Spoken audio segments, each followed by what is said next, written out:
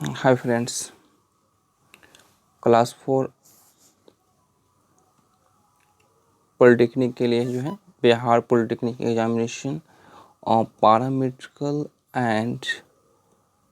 Paramedical dental का syllabus यहाँ पे कंप्लीट कराया जा रहा है। और फिजिक्स और केमिस्ट्री जो है इसके लिए भी हो जाएगा। फिजिक्स, केमिस्ट्री और बायोलॉजी, ठीक है। साइंस हो गया।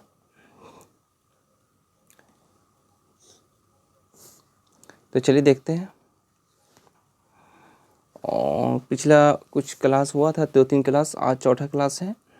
तो इसमें हम कुछ देखने वाले हैं।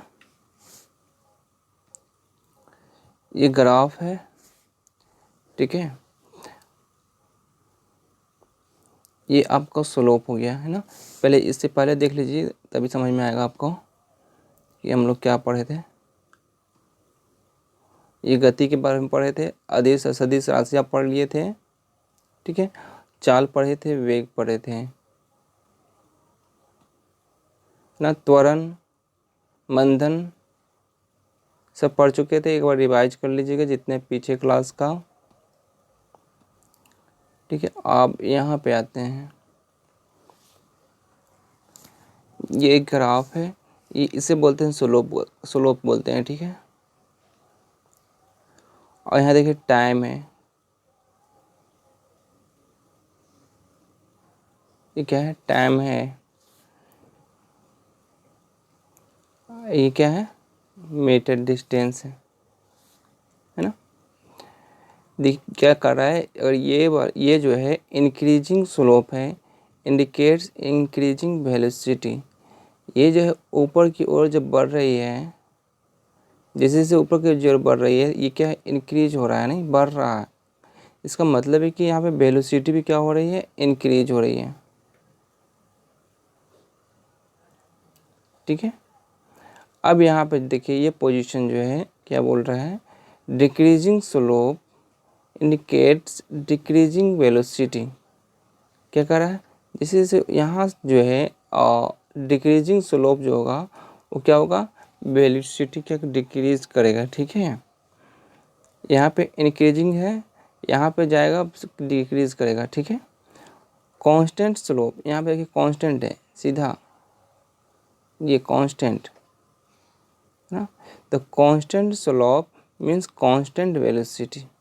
अगर स्लोप जो है कांस्टेंट होगा तो वेलोसिटी क्या होगा, कांस्टेंट होगी।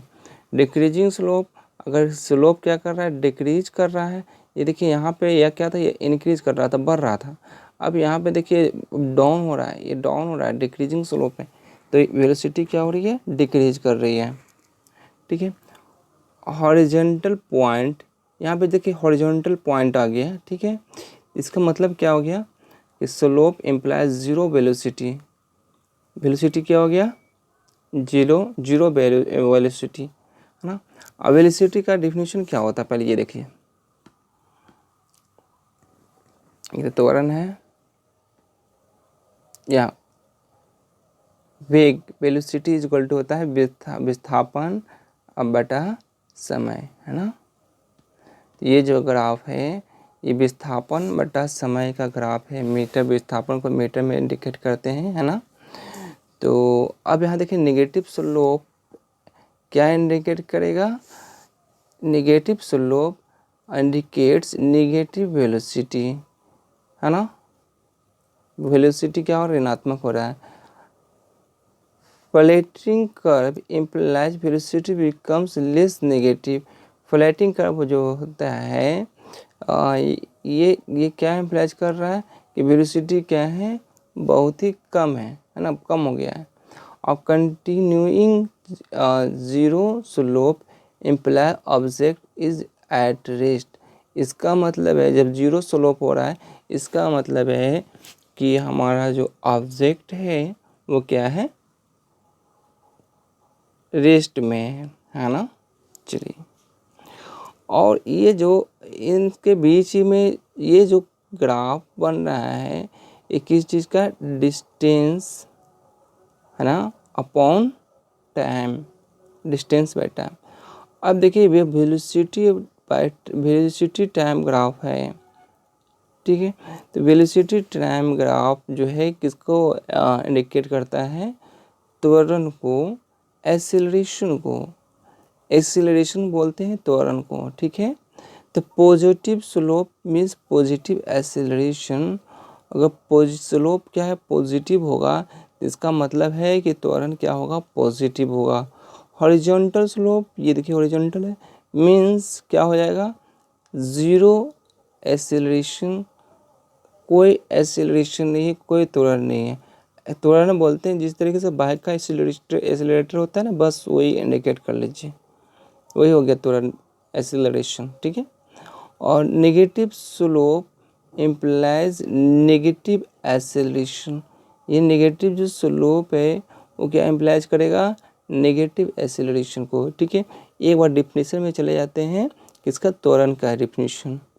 यहाँ देखिए त्वरण का डिफिनीशन दिया हुआ है, त्वरण इज इक्वल टू होता है वेग में परिवर्तन, वेलोसिटी में परिवर्तन, और बटा क्या होता है, समय होता है ना। देखिए del V by del T, तो वेग में परिवर्तन और समय में परिवर्तन, इसका मात्रक क्या होता है, मीटर पर सेकेंड स्क्वायर, याद रखिएगा। चलिए ये हो गया, वही चीज़ इंडिकेट कर रहा है जो भी बातें थी। अब यहाँ पे जो है स्लोप, जो स्लोप है ए इज इक्वल टू, ये स्लोप जो है आपका a is equal to h upon t, h upon t ना। तो एच इज इक्वल टू क्या हो जाएगा, a into t, h is equal to क्या हो गया, ए इंटू टी। अब एरिया ऑफ ट्रायंगल, इसका एरिया निकालना है, area of triangle is equal to a is equal to क्या हो जाएगा, half into b into H. Half B H मतलब ये हो गया बी आपका, और ये एच हो गया, तो हाफ है ना, हाफ क्या हो जाएगा, एच क्या है, एच तो ए टी है, ए टी, और बी क्या है, ये टी है, बी क्या है, टी है, तो हाफ टी ए टी, इसका मतलब हो गया half A T square. Area निकाला, ये एरिया हो गया ट्रायंगल का एरिया। अब इसका एरिया ऑफ रेक्टेंगल, अभी इसका एरिया निकालिए, ये वाला एरिया निकालना है, ठीक है। ये वाला area A is equal to है ना, एल और डब्लू, लेंथ प्लस विड्थ, लंबाई गुना चौड़ाई, ठीक है। तो देखिए लंबाई, ये जो है ये क्या हो गया, ये 0 टू वी आई है ना, तो वी आई ये क्या है, ये दूरी टी मल्टीप्लाइड बाई टी, तो V I multiplied by T, area of rectangle हो गया, है ना। ये वेलोसिटी और टाइम के ग्राफ की बात कर रहा हूँ। टोटल एरिया अंडर वी और टी, तब जो टोटल एरिया होगा इस वी के अंदर और इस टी के अंदर, ठीक, इज द डिस्टेंस, क्या होता है, डिस्टेंस होता है, ठीक है। तो एक बात याद रखिएगा कि यहाँ पे डिस्टेंस को आपको परिभाषित किया गया है, वो यह किया गया है कि जो एरिया है इसके अंदर, हाँ, उसी को कहते हैं डिस्टेंस कहते हैं। तो ये जितना भी ये यहाँ ये एरिया जो है वो सब क्या है, डिस्टेंस है। तो d इज इक्वल टू क्या हो गया, d इज इक्वल टू हो गया V I T and half A T square, या इस तरीके से कहते हैं, d इज इक्वल टू क्या करते हैं, U T plus half A T square कहते हैं। बात समझ में आ गई, आगे बढ़ाया जाए। यहाँ देखिए d is equal to V I T अभी निकाला था, ये वाला एरिया, एरिया ऑफ ट्रायंगल और प्लस एरिया ऑफ रेक्टेंगल, ये वाला, यानी त्रिभुज का क्षेत्रफल और इस चतुर्भुज के क्षेत्रफल को क्या बोलते हैं, डिस्टेंस कहते हैं। इस पे क्वेश्चन कराया जा चुका है पीछे 1-2 क्लास में, आप देख लीजिएगा, ठीक है। कुछ और बातें कर लेते हैं। अब बातें करते हैं गुरुत्वीय त्वरण की। ये गुरुत्वीय त्वरण क्या है, स्वतंत्रता पूर्वक पृथ्वी की ओर गिरने वाले किसी पिंड के वेग में होने वाली प्रति सेकेंड वृद्धि को गुरुत्वीय त्वरण कहते हैं। अगर ऊपर से जो है पृथ्वी की तरफ कोई वस्तु को छोड़ दिया जाए तो उस पिंड के वेग में जो प्रति सेकेंड वृद्धि हुआ है उसी को गुरुत्वीय त्वरण कहते हैं। ठीक है, इसे जी द्वारा स्मॉल जी से इंडिकेट किया जाता है। इसका मान कितना होता है याद रखिएगा, वेरी वेरी इंपॉर्टेंट है ना, 9.8 मीटर पर सेकेंड स्क्वायर। इसका वैल्यू कभी कभी 10 भी लिखा जाएगा। ठीक है, कभी कभी 10 भी लिख दिया जाएगा, कभी कभी 9, ऐसे तो 9.8 ही रहेगा। इसको जी द्वारा इंडिकेट किया जाता है, ये बातें भी याद रखिएगा। द्रव्यमान, किसी पिंड में सन्निहित द्रव्य उसका द्रव्यमान कहलाता है। द्रव्यमान कैसा राशि है, एक अदिश राशि है, ये याद रखिएगा। इसका मात्रक क्या होता है, द्रव्यमान का मात्रक किलोग्राम। द्रव्यमान दो प्रकार के होते हैं, है ना, जड़त्वीय द्रव्यमान और गुरुत्वीय द्रव्यमान। ठीक है,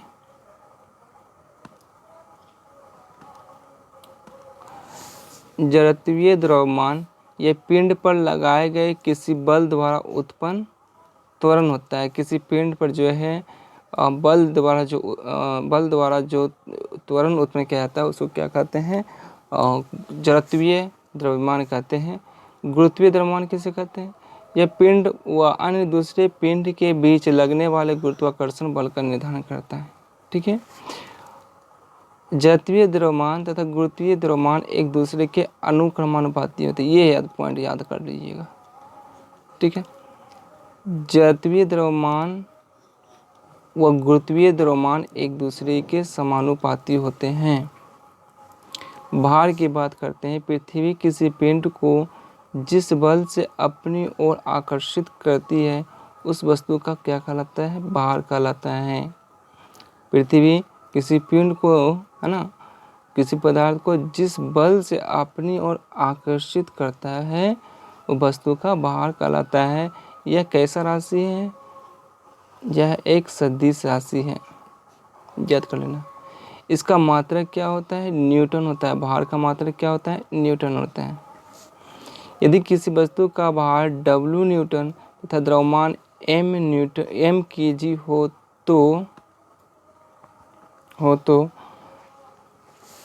W newton is equal to m kg multiplied by, है ना, g मीटर प्रति सेकेंड स्क्वायर। तो g इज इक्वल टू क्या हो गया, W/m। g is equal to क्या हो गया, W/m। ठीक है, फिर से देख लीजिए इस बात को। कह रहा है किसी वस्तु का भार यानी कि W इज इक्वल टू भार, W इज इक्वल टू क्या हो जाएगा, द्रव्यमान, है ना, द्रव्यमान मल्टीप्लाइड बाई g। तो g इज इक्वल टू क्या हो जाएगा, भार बटा द्रव्यमान। समझ में आ रही है, यानी कि g ये तो वस्तु का द्रव्यमान हो गया ना, ये वस्तु का भार हो गया ना, m स्मॉल m, है ना, और ये जी क्या है, क्या गुरुत्वाकर्षण है ना, गुरुत्वीय द्रव्यमान। ये जो पृथ्वी के द्वारा जो गुरुत्वीय द्रव्यमान लगाया गया वो द्रव्यमान, और ये वस्तु का अपना द्रव्यमान, दोनों को मल्टीप्लाई कर देंगे तो हमारा निकल जाएगा टोटल भार W। ठीक है, वही बातें बता रहे हैं, यहाँ बताया जा रहा है। तो जी, तो यहाँ से फिर हम जी निकालेंगे, जी का मात्रक W का मात्रक बटा M का मात्रक। तो W का मात्रक जो होता है न्यूटन और इसका क्या होता है किलोग्राम। तो जी का मात्रक जो है क्या हो जाएगा, मीटर पर सेकेंड स्क्वायर के अतिरिक्त न्यूटन पर केजी भी होता है, दोनों होता है। चलिए दोनों बात याद रखिएगा, BBI। जी का मान जो है मीटर पर सेकेंड स्क्वायर भी होगा और न्यूटन पर किलोग्राम भी होता है। भार कहानी ख़त्म, अब बल की बात है। बल वह बाह्य कारक है जो किसी पिंड की स्थिति में परिवर्तन कर दे, है ना। अगर कोई वस्तु रुकी हुई है उस पर बल लगाएंगे तो क्या होगा, उसका पिंड का स्थिति क्या होगा, परिवर्तित हो जाएगा। अतः वैसे प्रवृत्ति रखें। जैसे कि बल के मात्रक की बात करते हैं, 1 न्यूटन बल वह बल है जो 1 किलोग्राम की वस्तु में 1 मीटर प्रति सेकेंड स्क्वायर का त्वरण यानी कि एक्सेलरेशन उत्पन्न करे, है ना। इसे किलोग्राम मीटर पर सेकेंड, यहाँ देखिए किलोग्राम मीटर पर सेकेंड स्क्वायर भी कहते हैं, इसका यूनिट हो गया, है ना। अर्थात 1 न्यूटन बल is equal to 1 kilogram metre पर सेकेंड स्क्वायर होता है। यूनिट एकदम नहीं छोड़ना है, एक जगह लिख लेना है सभी को। जैसे जैसे मैं भी आई इम्पोर्टेंट क्वेश्चन और टिक लगा दे रहा हूँ, उसको लिख कर डेली रिवाइज कर लीजिएगा। जब तक रिवाइज करना है जब तक कि याद नहीं हो जाए कम्प्लीटली, ठीक है। जो जहाँ पे मैं टिक लगा दे रहा हूँ वो बहुत ही इम्पोर्टेंट है। आगे आए, किलोग्राम भार, है ना, बल का गुरुत्वीय मात्रक है। यह बल का किलोग्राम भार जो है ये बल का गुरुत्वीय मात्रक है। यह अभी बताया था, यह उस बल के बराबर होता है जो 1 किलोग्राम पिंड पर गुरुत्व के कारण लगता है। तो गुरुत्वीय बल is equal to G is equal to द्रव्यमान मल्टीप्लाइड बाई गुरुत्वीय त्वरण, ठीक है। गुरुत्वीय बल इज इक्वल टू द्रव्यमान मल्टीप्लाइड बाई गुरुत्वीय त्वरण। 1 किलोग्राम बराबर 1 kg जी मीटर प्रति second square, G kilogram metre प्रति सेकेंड स्क्वायर यानी कि जी न्यूटन। ये कोई खास इंपॉर्टेंट नहीं। MKS पद्धति में जी का वैल्यू कितना होता है, 9.8 मीटर प्रति सेकेंड स्क्वायर, और 1 किलो भार इज इक्वल टू क्या होता है 9.8 न्यूटन। ये इम्पोर्टेंट है, इसको भी आई कर लीजिए। चलिए, बातें समझ में आई। ये कोई ख़ास इम्पोर्टेंट नहीं था, लेकिन ये वाली बातें जो है MKS पद्धति में, और ये वाला बातें जो है ये याद कर लीजिएगा। ये भी आई है आपका, ठीक है। संवेग की बात हो रही है और आवेग की बात हो रही है, तो आप लोग पढ़ लीजिएगा। और मात्रक का हमेशा याद रखिएगा, और सदिश राशि है या अदिश राशि, ये बातें याद रखिएगा, ठीक है। आवेग भी है, आवेग इज इक्वल टू क्या है, बल मल्टीप्लाइड बाई समय, ये फोर्स हो गया, और ये क्या हो गया, चेंज इन समय हो गया। F is equal to MA, सब कोई जानता है, ठीक है। और ये जो है डेल्टी हो गया। आगे बढ़ा जाए, चलिए। उसी का लिखा हुआ संवेग में परिवर्तन, बस अभी पढ़ लीजिएगा एक बार। ए त्वरण है equal to del V by del T है ना। Change in velocity by change in time, तो फिर मल्टीप्लाइड कर दिए M से, MV माइनस MU, है ना। संवेग में परिवर्तन हो गया, अर्थात इसका यूनिट याद कर लीजिएगा, मीटर प्रति सेकेंड। कुछ ज़्यादा इसमें ध्यान देने की जरूरत नहीं है। जैसे न्यूटन पर सेकेंड है और अथवा किलोग्राम मीटर पर सेकेंड, ये यूनिट याद कर लीजिएगा। चलिए, फिजिक्स का ख़त्म हो गया। यहाँ पे इंजीनियरिंग जो पॉलिटेक्निक तक का जो भी स्टूडेंट हैं यहाँ तक देख लेंगे, और शायद बायोलॉजी भी उसमें हो, तो सिलेबस अभी मैंने सही से देखा नहीं है, ठीक है। तो देख लीजिएगा, बायोलॉजी भी होगा तो देख लीजिए। ये बायोलॉजी के लिए कुछ मैंने डिजीज़ अभी चल रहा है, कृमि द्वारा फैलने वाले रोग, तो इसमें हम ज़्यादा याद नहीं करते हैं कि फैलाव का, संक्रमण का काल क्या है, उसके बाद फिर क्या उपचार है, उतना याद नहीं करना है। मेनली हम लोगों का याद करना है रोग और कारक याद करना है। जैसे टीनोथेसिस, जो टीनोथेसिस है उसका जो कारक है टीनिया सोलियम है। टीनिया सोलियम के कारण कौन सा डिजीज़ होता है, टीनोथेसिस होता है। एनसाइक्लोस्टोमीथेसिस जो है एनसाइक्लोस्टोमेस के कारण होता है।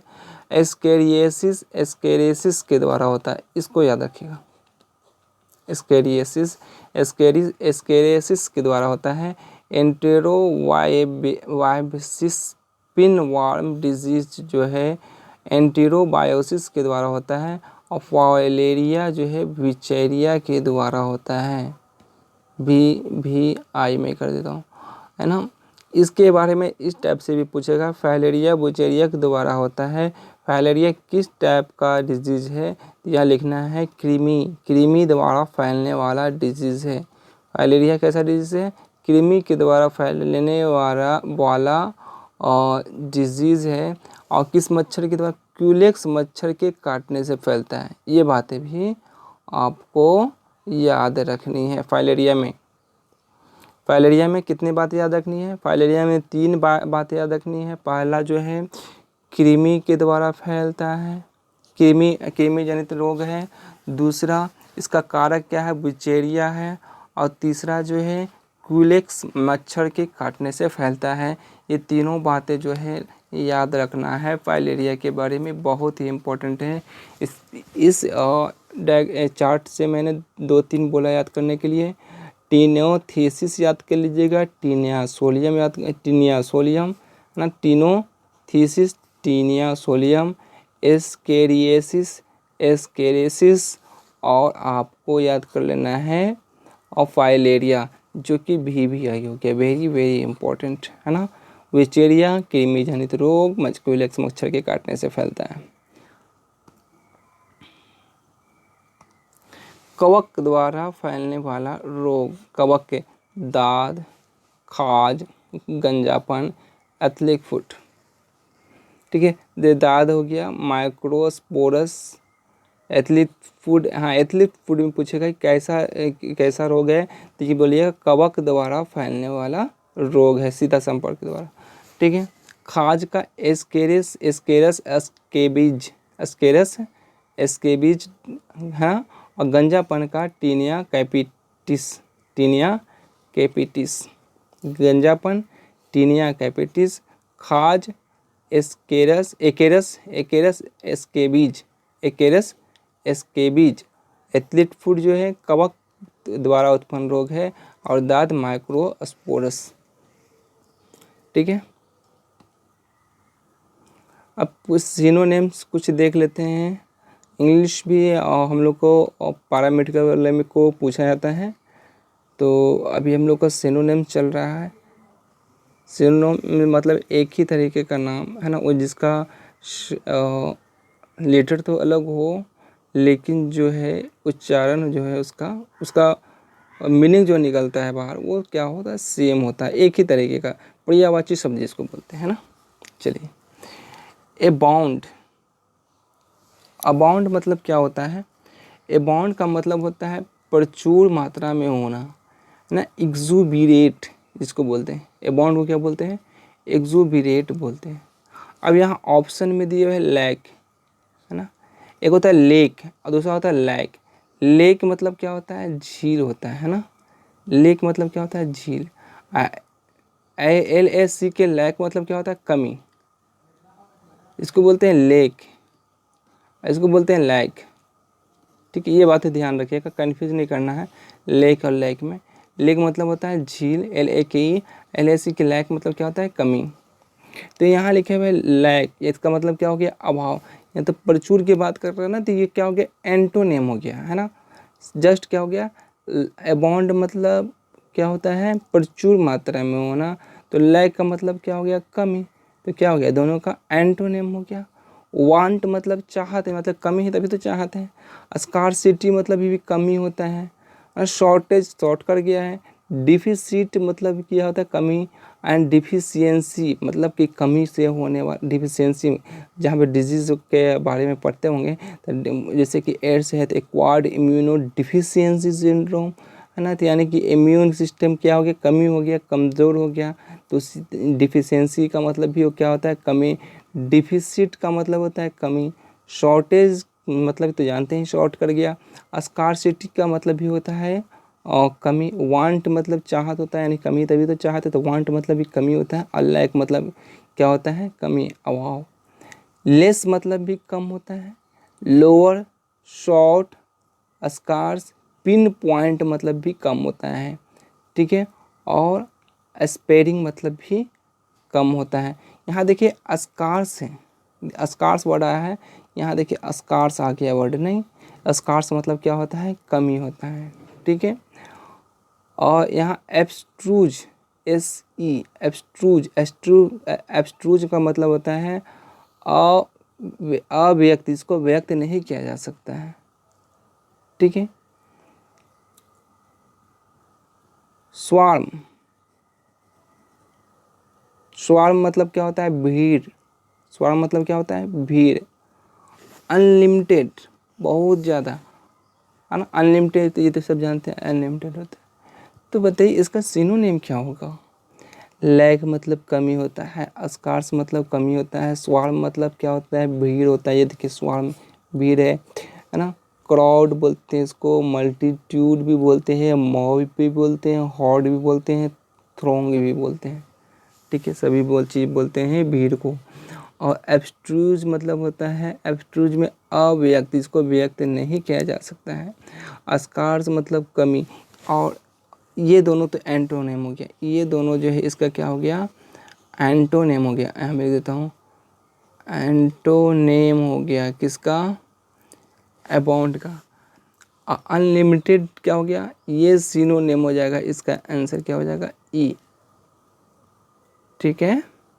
चलिए आगे बढ़ते हैं, खत्म हो गया क्या, एक और है इसको भी देख लेते हैं। बैंकरप्ट, बैंकरप्ट का मतलब होता है दिवालियापन, ठीक है। Bankruptcy, bankruptcy, insolvency, insolvency. यहाँ देखिए इंसॉल्वेंट है ना, आंसर तो आ गया यहीं पे, बैंकरप्ट, इंसॉल्वेंसी आ गया, तो इंसॉल्वेंट। फेल्योर, इंसॉल्वेंट यही है ना, इंसॉल्वेंट, इंसॉल्वेंट से ही बना इंसॉल्वेंसी। और लिक्विडेशन, इन सब का मतलब होता है दिवालियापन, है ना। क्या क्या बताया मैंने, बैंकरप्टेंसी,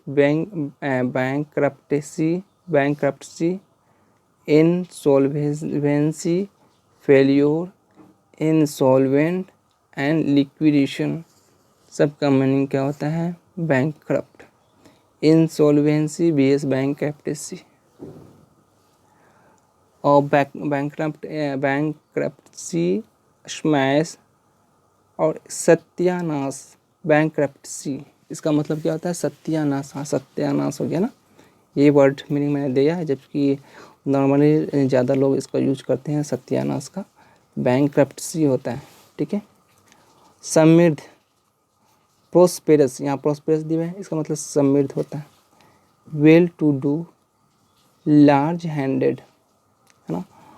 और एक है a fair deal and prosperity go hand in hand, एक अच्छा सौदा और समृद्धि साथ साथ चलते हैं, ठीक है।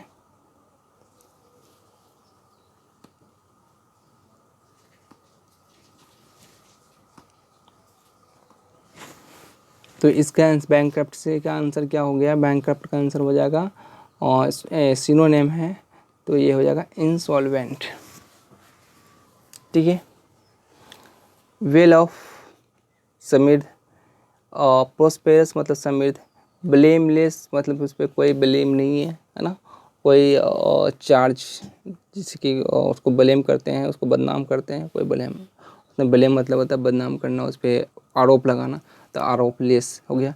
इंजूरियस, इंजूरियस जानते हैं आप लोग, है ना, तो इसका आंसर जो हो गया इंसॉल्वेंट, दिवालियापन, इसको याद कर लीजिएगा, ठीक है। Thank you. कल भी इसी का क्लास चलेगा, हम लोग अभी 3 ही चीज़ लेकर चल रहे हैं, पहला जो लेकर चल रहे हैं फिजिक्स लेकर चल रहे हैं, और दूसरा बायोलॉजी, और तीसरा इंग्लिश लेकर चल रहे हैं। पहले इसको कंप्लीट कर लेते हैं, उसके बाद ही हम लोग और कुछ आगे देखेंगे, ठीक है। Thank you. अच्छा लगा तो लाइक कीजिएगा, और जो मेरे चैनल को सब्सक्राइब नहीं किए हैं वो सब्सक्राइब भी कर लीजिए। Thank you for watching.